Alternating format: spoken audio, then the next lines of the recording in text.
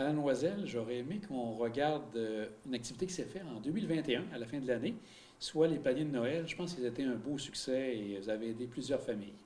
Oui, en fait, c'est la deuxième année où on fait les paniers de Noël. Puis cette année, il y a eu une augmentation du nombre de ménages aidés avec les paniers de Noël. Donc, on est super content de l'offre qu'on a pu offrir de paniers de Noël, mais on est super content aussi de la réponse qu'on a eue des commerces, des gens de l'île, parce que on a eu beaucoup de bénévoles qui se sont portés volontaires pour participer à l'opération des paniers de Noël, beaucoup plus que l'année passée. Mais on a eu aussi beaucoup de particuliers ou de commerces qui ont voulu contribuer, soit en offrant des denrées, soit en offrant des sous pour contribuer.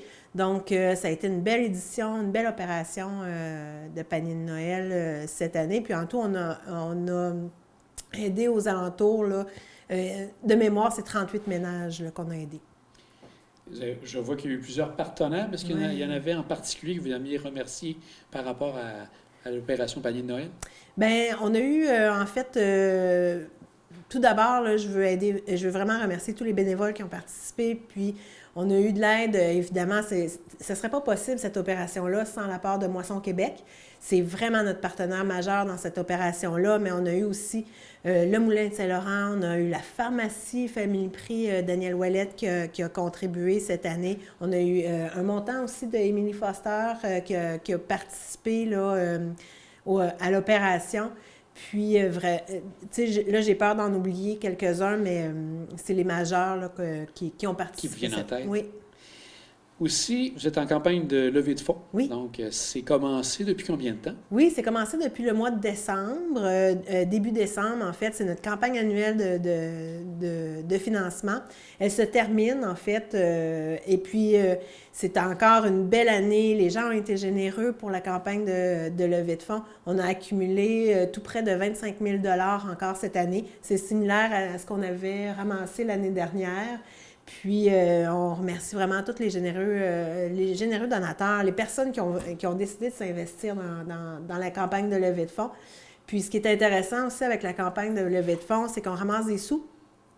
Puis, ce qu'il faut savoir, c'est que les sous qui sont ramassés via la campagne de levée de fonds, c'est vraiment des sous qui s'en vont directement dans les services. Donc, de l'aide directement aux gens qui utilisent les services. Des fois, ils ont peut-être un petit peu moins de sous pour des fois en fait, ça permet que le service soit accessible à tous les portefeuilles, là, peu importe le revenu.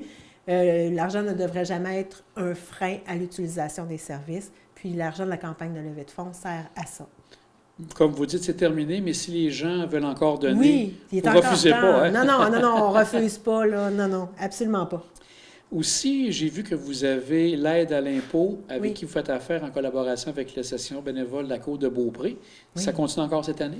Oui, ça continue cette année. C'est sûr que l'Association bénévole de la Côte de Beaupré, on a vraiment des missions hyper similaires. Donc, on a un beau partenariat. Puis, ils ont une super équipe formée et habituée à ce service-là. Donc, dans le fond, l'idée, c'est que nous, à l'île d'Orléans, à l'île d'Orléans, on participe en ramassant, dans le fond, les rapports d'impôts des gens qui sont admissibles, puis on les amène à l'association bénévole de la Côte de Beaupré. Donc, si les gens sont intéressés, veulent connaître les critères pour être éligibles au service.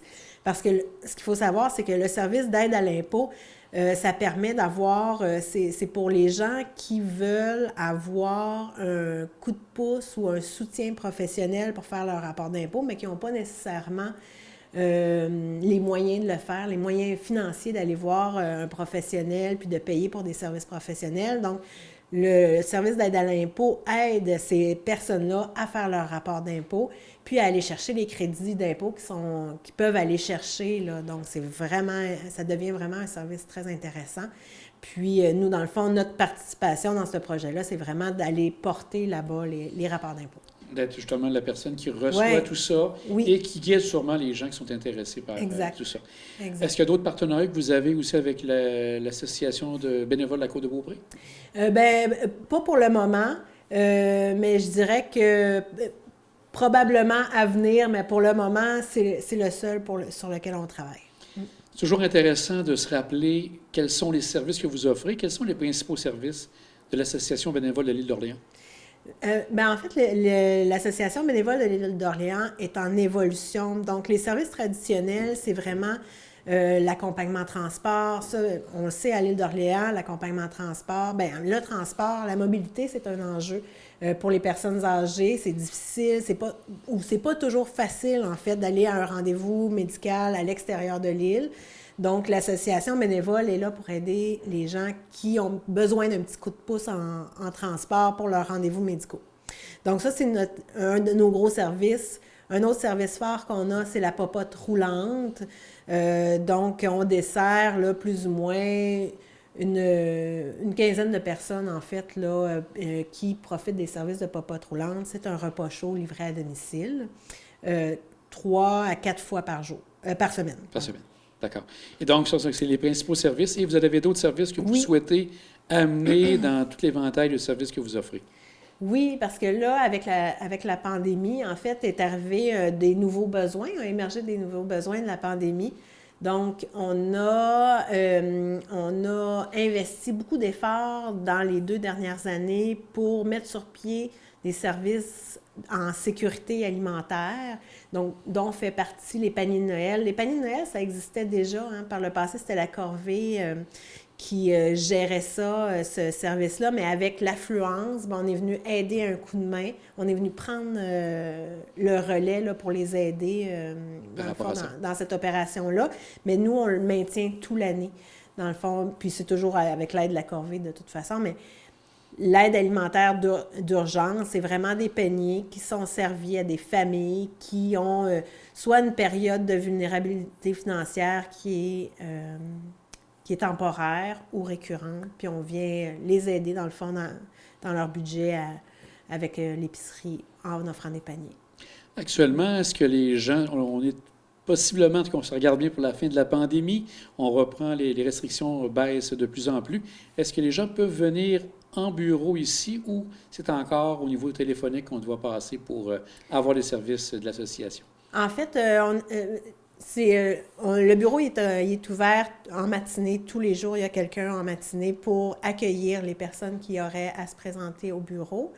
Puis, en fait, en tout temps, au téléphone, sur les heures d'ouverture ou les heures d'affaires, là, de 9 h à 16 h, il y a quelqu'un qui répond au téléphone en tout temps. Vous avez sûrement encore besoin de bénévoles?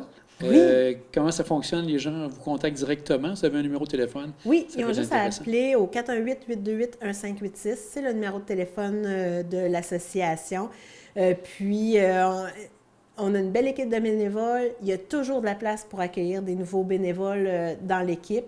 Donc, si quelqu'un a quelques heures à donner, quelques heures ou beaucoup d'heures à donner, peu importe, c'est sûr qu'on va accueillir la personne avec grand intérêt. Bien, merci. Bonne chance pour la suite avec l'association bénévole. Merci.